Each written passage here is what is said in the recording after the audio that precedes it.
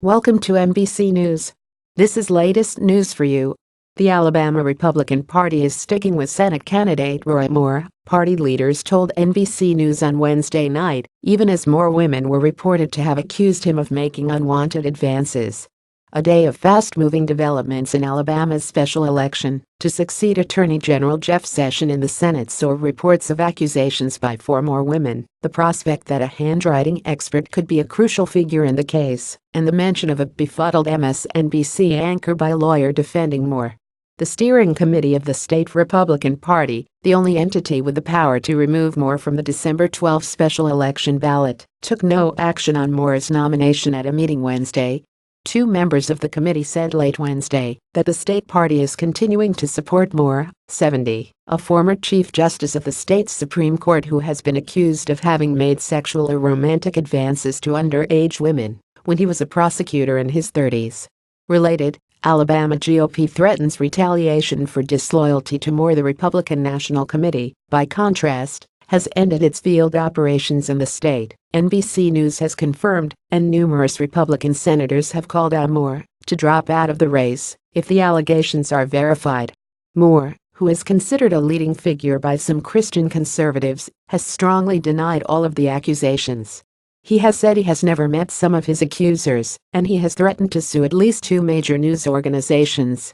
Al.com, the web publishing arm of Alabama Media Group, confirmed Wednesday that it had received a letter from attorneys for Moore and his Christian legal foundation threatening to sue it for what the letter characterized as Al.com's false reports and/or careless reporting. The letter cited the news group's reporting on the accusations against Moore personally and on questions surrounding the nonprofit foundation's travel spending. Alabama Media Group, which publishes the Birmingham News, the Huntsville Times and the Press Register of Mobile, said it stood by its reporting. That reporting added two new names Wednesday to the group of women said to have accused Moore of having made inappropriate advances. Al.com reported that a woman from Gadsden, in northwest Alabama, said Moore groped her while she was in his law office on legal business in 1991. Al.com also reported that another woman said Moore approached her at a mall restaurant in Gadsden in 1982 when she was 17 and Moore was in his early 30s and asked her out on a date. According to Al.com, the woman said she turned Moore down and asked, "Do you know how old I am?" Al.com reported that the woman quoted Moore as responding, "Yeah. I go out with girls your age all the time." Related, the Moore mud splashes onto GOP candidates in other states. Moore has also threatened to sue the Washington Post, which added two new names itself to the list of Moore's accusers on Wednesday night.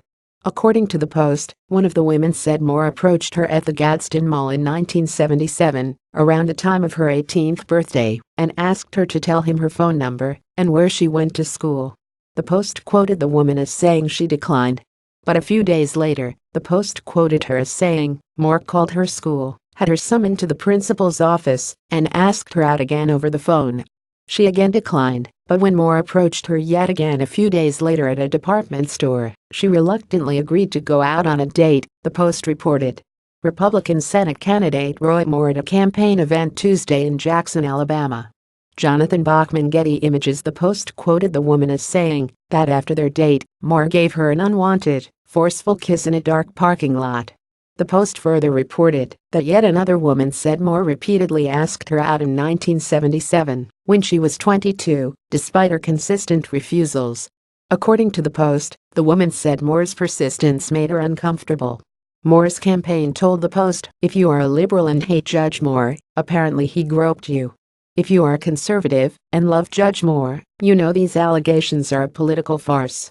The reports by Al.com and the Post, which haven't been independently confirmed by NBC News, bring the number of women reported to have accused Moore of unwanted advances to 9 so far. One of them, Beverly Young Nelson, said this week that Moore groped her breasts and attempted to force her head toward his genitals in 1977, when she was 16. As substantiation of her claim, she read a romantic inscription that she said Moore wrote in her high school yearbook. Moore again denied all claims of sexual misconduct in a statement Tuesday. At a news conference Wednesday, an attorney for Moore's campaign said that Moore flatly denied that the handwriting in the yearbook was his and that the campaign intended to hire a handwriting expert to prove it. The lawyer, Philip Jorgi, said Moore told him that the notation DA in the signature of the inscription would have stood for district attorney. But he said Moore was only an assistant district attorney at the time of the alleged assault and wouldn't have misrepresented himself as the district attorney. And he implied that part or all of the inscription might have been fabricated using Moore's signature on paperwork in a 1999 case presided over by Moore, who by then was an Etowah County Circuit Judge. Jorgi said DA could have been lifted from Moore's court assistant at the time, who often stamped paperwork with his initials, which are DA, Jorgi said. Jorgi demanded that Nelson and her attorney, Gloria Allred, hand over the yearbook so that we can determine, is it genuine or is it a fraud?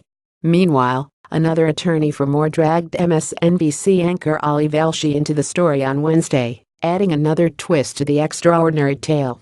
In an interview on MSNBC Live with Velshi and Rule, the lawyer, Trenton Garman, brought up Velshi's background while defending his client. "I looked up Ali's background there, and, wow, that is awesome that you have got such a diverse background," Garman said. That prompted co-anchor Stephanie Rule to ask, what does Ali's background have to do with dating a 14-year-old? When Garman tried to continue with his original point, Rule interjected, "Please answer, what does Ali Velshi's background have to do with dating children, 14-year-old girls?" Garman replied, "In other countries, there is an arrangement through parents for what we would refer to as consensual marriage. Velshi was raised in Canada, which has no such cultural history." He told Garman, "I don't know where you are going with this, Trenton."